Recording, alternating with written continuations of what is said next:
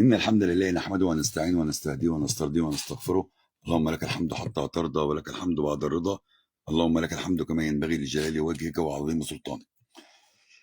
بالنسبة للسادة المربين المحترمين اللي عندهم لوحة تي بي 54،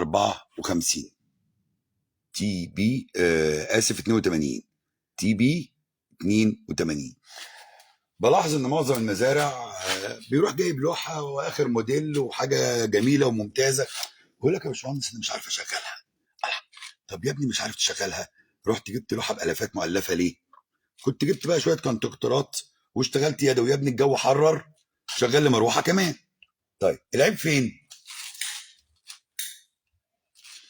العيب في اللي بيجي يركب لي اللوحه. نركز مع بعض بقى بالله عليكم يا شباب. انا دايما بحب عدد اللوحه يبقى متناسق مع عدد المراوح اللي عندي ورا، بمعنى ان انا لما بخش العنبر بعد من على ايدي اليمين 1 2 3 4 5 6. تاني بعد كام؟ 1 2 3 براحتك. 1 2 3 4 5 6 من على ايدي اليمين. تمام. الراجل الكهربائي اللي جاي راجل محترم، بقول له وصل لي يا ابني، بيوصل يا ابني وخلاص. لا، اقف معاه، نركز معاه في الحته دي. اقول له انا عايز ترتيب اللوحه هنا اهو، يبقى هو نفس ترتيب الايه؟ الشفاطات ورا، عشان ما اقعدش اخش في لوغاريتمات ان المروحه دي رقم كام ورا ودي رقم كام ورا. يمكن لو حضراتكم ملاحظين ان اللوحه ديت لما جه هو ركبها ركب لي بعدد مش مظبوط. حلو. فانا رحت مترجم هنا غصب عني لحد ما يرجع لي تاني ان مروحه واحد ده اهي في اللوحه هي رقم 6 من ورا، واتنين في اللوحه رقم واحد. لو تلاحظوا الرقم اللي مكتوب فوق والرقم اللي مكتوب تحت. فانت لما يجي عندك واحد تبقى واحد وهكذا لحد ايه؟ لحد 6. تمام. طيب جبت الكهربائي عمل لي واحد هي واحد واثنين هي اتنين وهكذا. طيب انا بقى بحب اعمل ايه في الاعمار الصغيره؟ بشغل مروحه تايمر. طيب اشغل انهي مروحه على التايمر يا باشمهندس؟ المروحه اللي في النص. يعني لو عندي العنبر فيه 6 شفاطات هشغل يا 3 يا 4 بلغه انا. 1 2 3 4 5 6، يبقى بلغه انا اشغل يا 3 يا 4، يعني مروحه من الاثنين اللي في النص على حسب احتياجاتي. طيب دي نعملها ازاي؟ نبص على اللوحه بقى. بسم الله الرحمن الرحيم. هنرجع لمنطقه فان واحد وفان اتنين، هنقول لكم بتعمل ازاي، بس لما اروح عند التايمر الاول. طبعا اللوحه ديت فيها لحد 10 مراوح. طيب فان اون ديت اللي هي مده التشغيل بتاعه التايمر. مده التشغيل بتاعه التايمر احنا ظبطنا منين؟ ها، واروح قايل لها انا مثلا عايزها 2 من 10، يبقى انا بزود وببطل منين؟ من هنا. بس طبعا عشان ما بوصل للراجل شغله، عشان الراجل لسه هيستقبل كتاكيت، يبقى انا بظبطها على 1 من 10 الاون بتاعي. تمام. طيب اللي وراها الاوف تشتغل 1 من 10 دقيقه وتبطل عليهم دقيقتين. انا بغير من هنا على حسب عمر الفرخه عندي والنفس في العنبر والمساحه والكثافه يعني التايمر ده انا بغيره بمزاج انا. مع العمر بشتغل تايمر من تحت لفوق. يعني ايه؟ يعني الواحد 1 من 10 ديت بكره هتبقى 2 من 10، 3 من 10، يبقى الشغال عمال يزيد معايا لحد ما اوصل لمرحله ان انا هشتغل مباشر بقى، خلاص ما عادش عندي تايمر. تمام. طيب اللي بعد كده فان لو، اقل عدد من المراوح يبقى شغال. لو انا عملتها صفر يبقى التايمر شغال معايا، عملتها واحد كده انا لغيت التايمر. يبقى انا لو مشغل مروحه تايمر اخلي الفان لو اللي هو اقل عدد من المراوح يشتغل اخليه صفر عشان يقبل ان المراوح كلها تبقى فاصله اللي هو التايمر.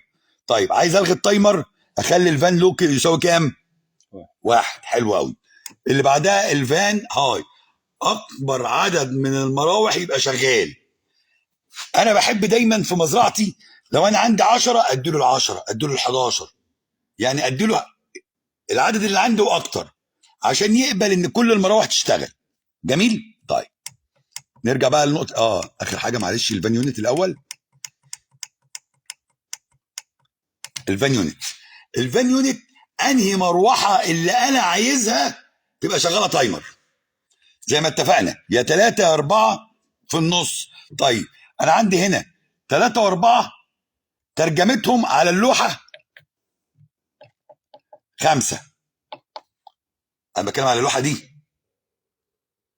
يبقى مروحه التايمر 5 على اللوحه اللي هي 3 ورا، حد ما الكهربائي بس مشكورا يجيني ويظبط لي 5 يعني 5 يعني هكذا. جميل. طيب نرجع بقى تاني يا شباب، اخرج ارجع تاني. فان واحد،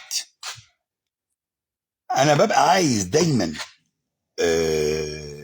ترتيب الشغل في المراوح يبقى كالتالي، وركزوا معايا يا شباب.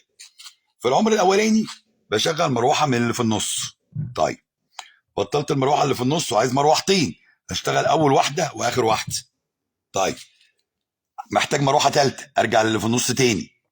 طيب محتاج مروحه رابعه، ابطل اللي في النص واروح واخد معايا 2 و5، لما يبقى الاثنين في الجنب ده واثنين في الجنب ده، عشان توزيع الهواء مهم. ما هو انت ما تجيش عنبر اسطواني وتشغل لي على جنب، زي ما يكون مركب الركاب كلها في يمه واحده، العربيه هتقلب منك. ما ينفعش ان عنبر زي كده اشتغل اليمه دي بس. جميل. طيب اشتغلت انا المروحه اللي في النص الاول، بعد كده رحت مبطلها وشغل واحده من يمين وواحده من الشمال. احتجت واحده كمان اخد اللي في النص معايا. طيب احتجت واحده كمان ابطل اللي في النص واخد واحده يمين كمان واحده شمال كمان، يبقى عندي 2 يمين و2 شمال. المرحله اللي بعدها دخلت على اللي في النص بقيت 5 مراوح، دخلت على اللي بعدها بقيت 6 مراوح. ركزوا معايا في الترتيب ده يا شباب. لو مروحه واحده بس يبقى اللي في النص، اكتر من مروحه اخد الجناب معايا. اتفقنا على دي؟ طيب انا هنا بعمل ايه بقى؟ فان واحد دي اللي انا عارف ان هي بالنسبه لي مروحه 2. انا بتكلم على اللوحه دي، انت المفروض عندك واحد هنا هي تبقى واحد هنا، واحد هنا تبقى واحد هنا. طيب فان واحد ديت مكانها فين؟ مكانها في الحته الفلانيه. طب الباشمهندس قال دي تتحرك متاخر شويه. جميل. بناء عليه انا هنا هاجي في السيت اب بتاعها وعملتها 34 لانها لسه هستقبل فراخ، وبالتالي بحرك المروحه ديت على حسب اللي انا عايزه. تاني احرك المروحه على حسب اللي انا ايه عايزه. طيب انا عايز مروحه واحد دي تشتغل عند 34، بروح جاي من اهو مروحه 2 اهي واروح قايل لها 34. كل 3 ايام تنزل درجه، بس هتنزلهم ازاي؟ مش مره واحده، هتنزل 3 من 10 3 من 10 4 من 10، يبقى انا جبت الدرجه بتاعتي على 3 ايام، اللي هو الواحد الصحيح عملته على 3 دفعات تدريجي. محدش ينزل درجه بدرجه مره واحده، ما ينفعش. انت استقبلت الفراخ سي مثلا، انا قلت لك استقبل على 32، تاني يوم ها هتخليها 31 و7، تالت يوم 31 و4، رابع يوم اللي هو تالت يوم بعد الاستقبال بقت 31. هتني ماشي كده، هلاقي نفس الدوره بتاعتي ال 35 يوم على 3 نزلت 10 درجات. ممكن في عمر البيع ابقى وصل 24 و25 مش مزعلاني و23 مش مزعلاني. بس اهم حاجه ما اعتمدش على الحراره اللي موجوده هنا. ليه؟ لان ممكن اكون حساس في وش الهيتر يقرا لي حراره غلط، ممكن اكون حاطط الحساس في وش شباك مفتوح بيدخل هواء بارد يقرا لي الحراره غلط. يبقى انا اخلي الترمومتر بتاعي في الاصل مين؟ الفرخ. احنا اتفقنا قبل كده ان الفرخ في حاله ان الحراره عاليه عليه او الاكسجين قليل ينهج. مراحل النهجان بتبدا من النهجان في الاول، لو الموضوع عالي عليه بيبدا النهجان يتسرع يبقى بسرعه اكتر. لو عليت عليه قوي ودي كارثه، اللي انا هقوله ده كارثه، اللي عنده الكلام اللي انا هقوله دوت في مزرعته يبطل الشغلانه احسن له ان يبدا الفرخ يفرد جناحاته، اللي هو بيدي نفسه تهويه من تحت الايه الجناحات. دي مرحله كارثيه. لو الموضوع تطور عن كده ابدا احس بحاجه اسمها كسره عين. كسره عين اللي هو الفرخ يبقى قافل عينيه كده نص نص قافله. المفروض عين الفرخ اديني انا يعني كسره عين اللي هو الفرخ يبقى عامل كده. المفروض الفرخ عينيه مدوره يعني يبقى عامل كده. كسره العين دي ان الاقي الفرخ ايه، وغالبا بلاقيها في عين واحده. لو انت المزرعه عندك بطاريات هتلاقيها في الفراخ اللي يمت جوه، ما تلاقيهاش في الفراخ اللي يمت اللي وش القفص. لو انت عندك ارضي تلاقيها في الفراخ اللي جنب الحيطه. ما تلاقيهاش الفراخ اللي وسط العنبر. حلو، يبقى انا لما باجي اخش على ابص على عنبري، لو انا ارضي ابص على الفراخ اللي جنب الحيطه، لقيت كسره عين اعرف ان عندي نقص اكسجين قولا واحدا. نقص اكسجين قولا ايه؟ واحدا. حلو قوي. لو انا بطاريات هبص على الفراخ اللي ورا، يعني تعالى بعد دي.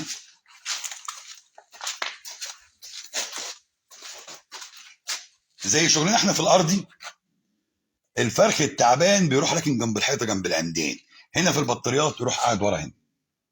يبقى انا لما اخش ابص على العنبري ما ابصش على الفراخ دي، ما دي اللي قاعده جنب الشباك مزاجها حلو. مين اللي زعلان؟ الاخ اللي قاعد فين؟ هناك ورا ده. يبقى انا لو لقيت كسره عين اعرف ان عندي مشكله. لو تطورت لا قدر الله هلاقي قفله عين. قبل قفله العين بلاقي زرقان في الجفون، تحس ان الجفن وارم وفي ازرق. انا طبعا بقول الكلام ده ليه؟ مش عايزكم توصلوا للمرحله دي، يعني انا عايزكم ايه؟ لما تخش مزرعتك بص على فراخك، اول ما تحس ان في سنه نهجان زود تهويه. يا باشمهندس ده الحراره بتقول، مالكش دعوه بالحراره، انا ليه دعوه بالمين؟ بالفرخ. طيب في الجو اللي احنا فيه دوت، انا المفروض موجود في عنبر فاضي بطاريات ما فيهوش اي حاجه، الساعه 10 ونص الصبح. شايفين انا عامل ازاي؟ انا مش جاي من بره جري ولا حاجه. شايفين الجو عامل ازاي؟ فانت لو بتستقبل دلوقتي ولقيت الفراخ بتنهج منك، يا لهوي يا باشمهندس الفراخ بتنهج انا خايف. لا ما تخافش، هتعمل ايه يا جميل؟ تعالى بس. انا خايف. لا ما تخافش يا حبيبي، ما تخافش يا قلبي.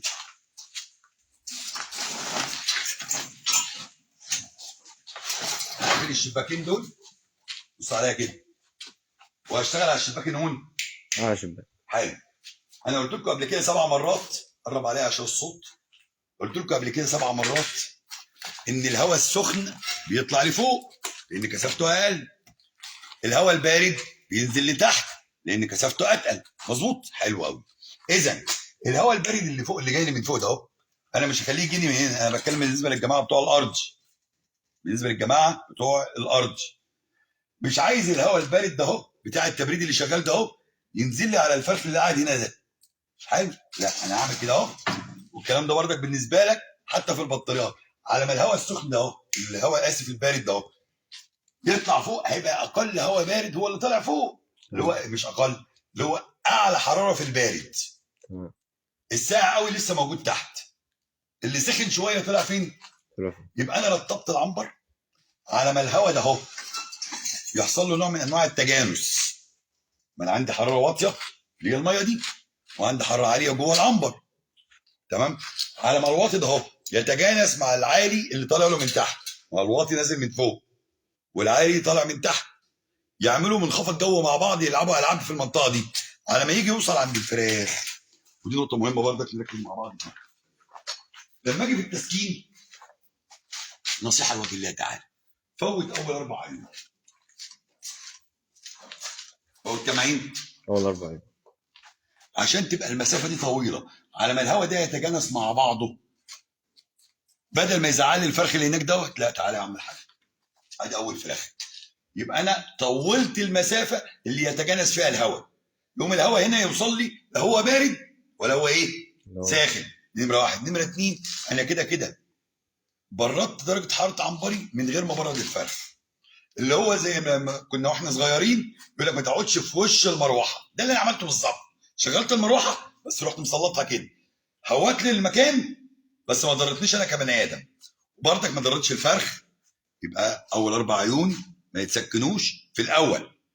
بعد كده لما تيجي توسع يبقى وسع في اول 4 عيون، مفيش مشكله بالنسبه لي، بس بعد 14 يوم. يعني مفيش فراخ تبقى في ال4 عيون ديت اقل من 14 يوم، ودي هنتفاهم انا وانت في قصتها. نرجع تاني. طب بصوا يا شباب، هكمل بس اللوحه وبعد كده نتكلم في التسكين عشان ما نتوهش من بعض. بسم الله الرحمن الرحيم. طيب نكمل اللوحه بقى يا شباب. فينت ده اللي هو المراوح، انا عندي من 1 ل10، انا عندي هنا 6 بس. حلو. هظبط كل لوحه على الدرجه اللي انا ايه عايزها. حلو. 1 2 3 4 5 7 8 9 10. حلو. الاون والاوف اتفقنا ان هو بتاع التايمر. اللو لو انا هشغل تايمر اخليها 0 اللي هو اقل عدد من المراوح. مش هشغل تايمر اخليها 1 او اخليها اي رقم غير الصفر. تمام. الهاي اخلي اكبر عدد موجود عندي. طب انا عندي 6، لا اشتغل يا عم لحد 8، ما هو فيش 8 اصلا. تمام. اليونت اللي هي المروحه اللي انا عايز اشغلها تايمر. بالنسبه للعنبر هنا شغلنا مروحه 5 على اللوحه اللي هي 3 على الحقيقه او 4 على الحقيقه. تمام كده خلصنا من باب الايه؟ المراوح. طيب نخش على باب الهيتر. الهيتر سهل خالص. انا هنا طالب منه حراره 32. انا طالب منه حراره كام؟ انت في مزرعتك اطلب اللي انت عايزه على حسب العمر بتاعك، يعني ما تلزمش بكلامي. انا بتكلم على مزرعه لسه هتتسكن. جميل. طيب الحراره الحقيقيه دلوقتي في العنبر 30.1 دي الحقيقيه. طيب الهيتر انا طلبت منه 32. تمام. نيجي على الكولبات اللي هو التبريد. انا هنا طالب التبريد 34. يبقى انا بعمل ايه؟ اتحرك كده. ها ايوه انا كده سمعتك اهو.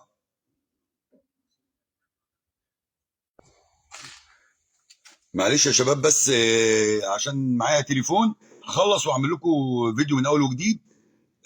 والسلام عليكم ورحمه الله وبركاته.